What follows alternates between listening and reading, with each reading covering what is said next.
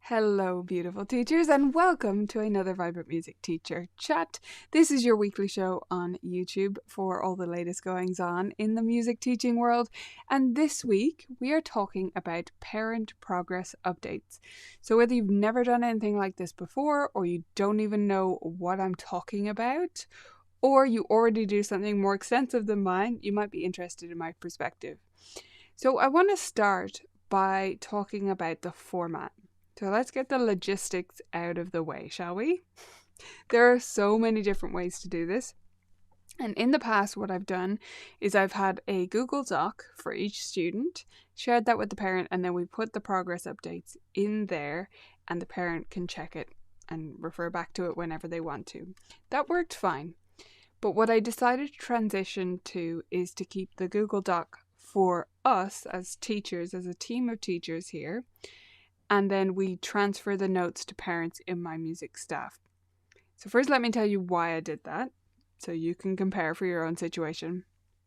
First of all, I want us to be able to edit the notes and go back and forth on them kind of in private, because we are a team now and the other teachers will write their reports, and I want to have a look at them and make sure everything's okay, not changing anything, of course, major, but like fix any grammar or anything like that for the other teachers, and just also update myself.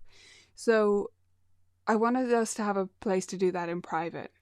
And then we transferred them to my music staff because I made a little commitment to myself mostly, but also slightly to the parents at the start of going into September of 2020, when so much was going online and schools were using one thing and then this activity was using another, and it was kind of all over the place.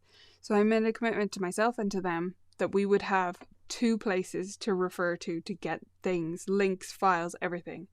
There's my music staff for the parents, and there's Tonara, which is a practice app for the students. And I try to just, that's it.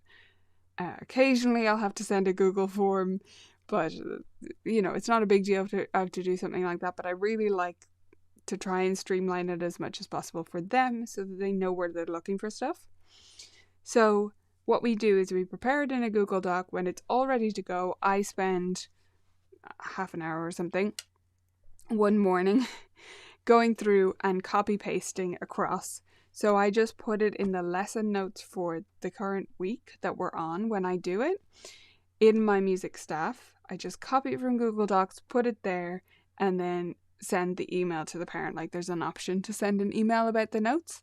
So it's in the parent section, I send the email, and that's how they get it.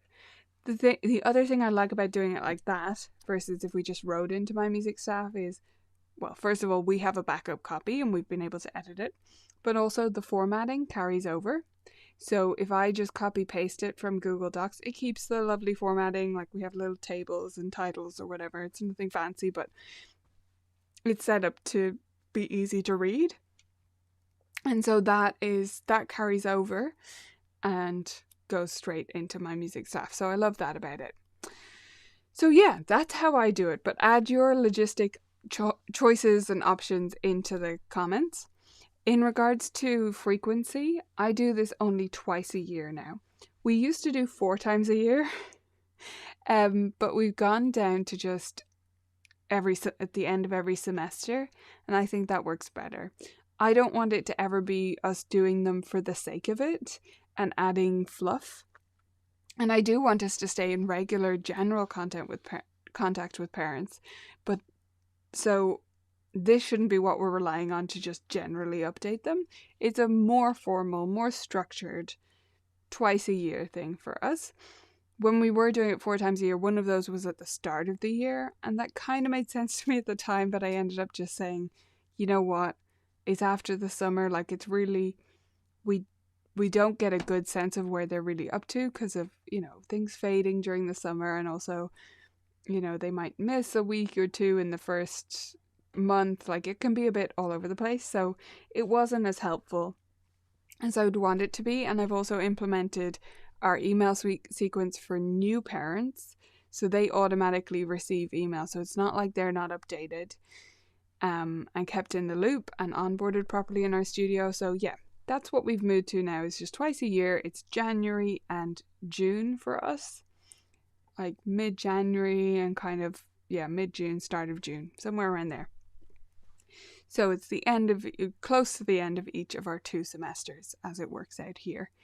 So that's when we do it. Now let's talk about what we put in it, because I bet you're curious about what these actually look like. So I've got an empty one prepared. Here's what it looks like. Okay, so I've chopped off the side of this now, just so that you can see the topics and stuff, but you're not looking at a bunch of empty space. So know that it does go across for us to write, a full page width across. So this is what it looks like in Google Docs when it's empty. And we set all this up. I set it up for the year in one go. Like, I just copy paste the empty format below each student's name. So we have one doc for all the students in the studio. I didn't say that part. One doc for everyone. And then there's these empty spots, and then when we get to do them, they get filled in, and then we keep the old ones there as well, so that for one student we have a bit of a history and we can refer back as well. So, and the handy thing in Google Docs, if you don't know this, there's a little outline button on the left hand side. I say this because I used Google Docs probably for a couple of years before realizing this. I've known it for a while, but I didn't always. So in case you don't, there's this little button on the side, and it's a square. I'm looking at it right now, so I'm going to it's a square, a rounded square, and then there's 3 dots and 3 lines, like a bulleted list. And if you click on that, it will show you all the heading titles, like in your doc, so that you can jump to them. So as long as you've formatted each student as a heading, like chosen instead of normal text, it's selected as heading in Google Docs, then you can jump straight to each student's name. So just a little handy tip for you. I'm not going to show you mine with the actual students because I like to protect my students' full names, etc. So we're just looking at a blank one, but that's how we use it. Now, so we've got these sections to fill in, and then we've got goal update, extra notes, proud of, ... and next year goal. So let's start at the top. We've got these 6 different sections. We have oral, so that is where we talk about singing as well as ear training and all that kind of thing. So for a very beginner, we're looking at, can they echo back a series of pitches, however simple, on the piano? Can they sing those back?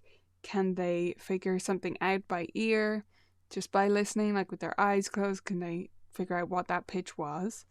If they're further ahead, we might be looking at transposing in that section and singing in solfa, side singing in solfa. Even though that's kind of reading, we'd probably talk about that there. Playing more complex tunes by ear and all different types of oral skills like that.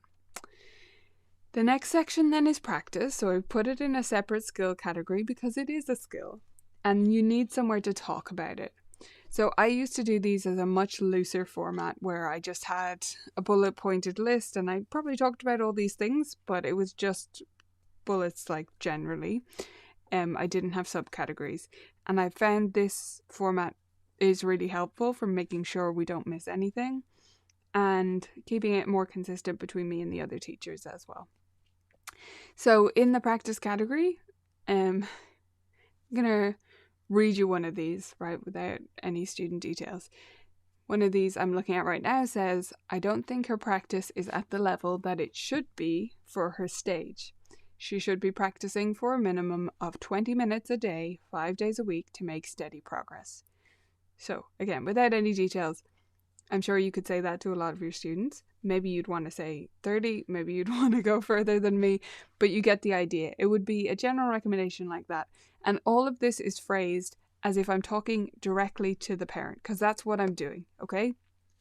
So I will say you, and I mean the parent, whichever one is reading this, or guardian. So under practice, I talk about that, or if they are a steady practicer, I might be talking about practice skills we're looking to develop, or how great they are with practice and listening to my practice advice. That does happen. So I will give credit where it's due as well. So it's recommendations and just general updates.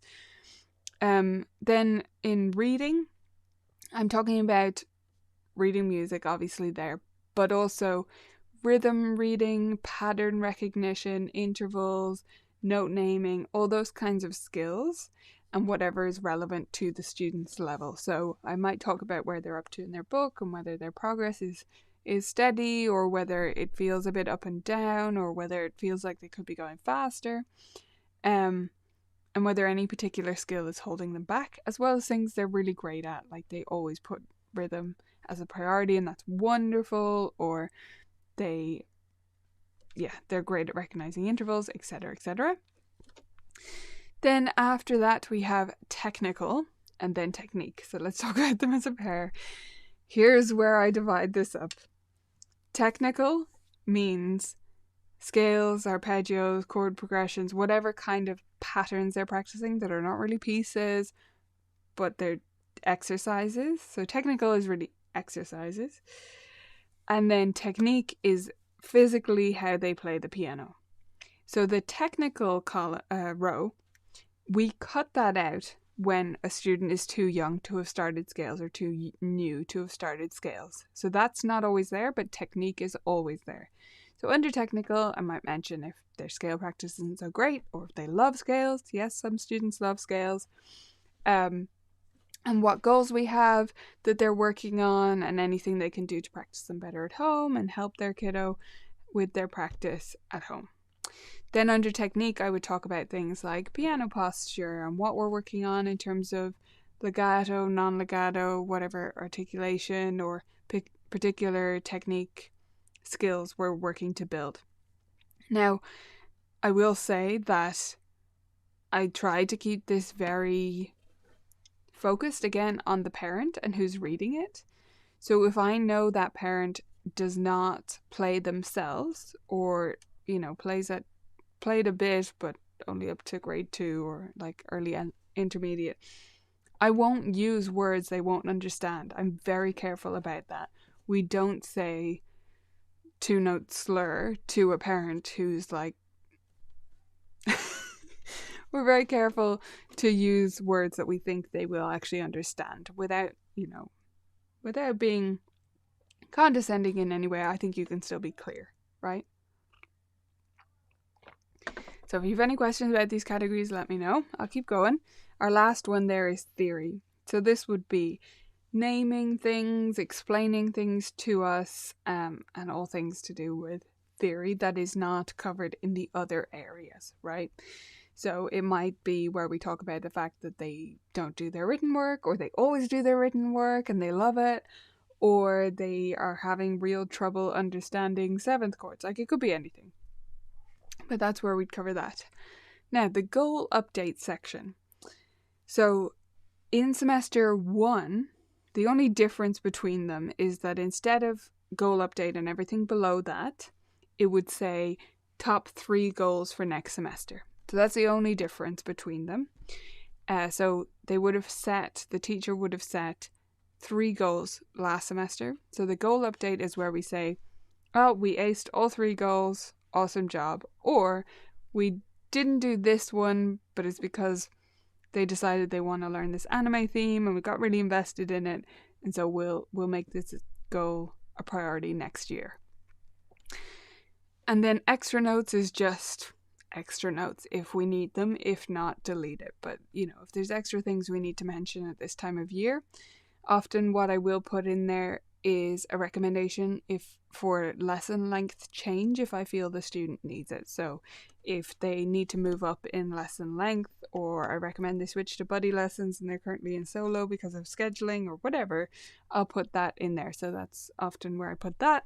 Any other extra notes that we need as they come up. And then we have proud of and next year goal. That we fill in with the student. Now, they're not looking at the doc, don't worry. But, because it's directed to parents. But in the lesson, we'll open this up where they can't really see it or they're not looking, and ask them for those 2 things. So one thing you're proud of that you did this year, ask them for that. And we write in what they say. And then one thing that's a goal for next year, and we write in what they say so we can keep track of those and next year refer back to it and see if that's still a goal for them and help them achieve it. So that's our basic format. feel free to take a screenshot of my screenshot if you like, if you want to save that. And if you feel it'll be useful for you, you're welcome to borrow those sections. It's very simple. And we just fill that in again, talking directly to the parent about their child, and then send it off once we're ready. It takes probably about 2 weeks for us to prepare all of these, actually, because the other teachers need to fill it all in. Then I need to check it over. I might need to go back to them about something or chat with them about it to make sure we're phrasing it in a helpful way, and then send them out. So it does take some prep time, and that's kind of part of the reason why we do it twice a year. Works really well for us. So yeah, that's it. That's my beautiful progress update, and that's how we run it all. Let me know if you have any questions.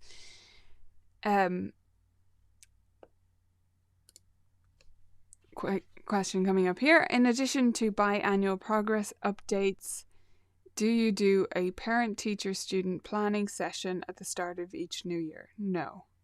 I don't do any. I have been doing meetings all this week, so I was talking about this at the start. All this week, parents have the opportunity to book a call with me on Zoom, where we can talk through their child's progress and any concerns they may have and anything they need help with. So I've been doing that this week. We don't do a planning session at the start of each year because honestly, I don't think... it totally depends on the format. It depends on each teacher. As I see it, that feels too like, to the student, it might feel like involving the parent in too much, or them taking over, especially for the slightly older student. And to the parent, it kind of might feel like that's your job. But it depends on what's covered, of course. But I'm just saying, like, my planning, that's something I do. In my head, anyway. Hopefully that helps. Karen, do you mention to parents that their student has missed a lot of lessons? Okay, so if it comes up, yes, I have been known to mention that occasionally in the past. So if like they haven't made a lot of progress through their book, or if we're talking about one of the goals and that was really the reason that we had no hope of meeting that goal, was they missed half the lessons. If they miss a few, I definitely wouldn't say anything. They generally know when they're missing lessons. So yeah, only if it comes up as part of that, I might say it gently, but I never want it to sound like I'm chiding them for missing lessons, because they pay us regardless, so it's not a problem on that front. And I do want them to be here, but things come up, families are really busy, and I want to be understanding of that. So if it is quite excessive, if there's a lot of it, and if we really haven't made a lot of progress, and that's why, I would point that out, gently. So that's my progress updates, and that's what we'll be doing next week after my recital. And I want to tell you what's coming up on the show as well. So next week, basically, I'm hoping that I'm doing a few sessions in a row that will help you wrap up your year. I decided to do them at this time of year because I know some of you will finish before June.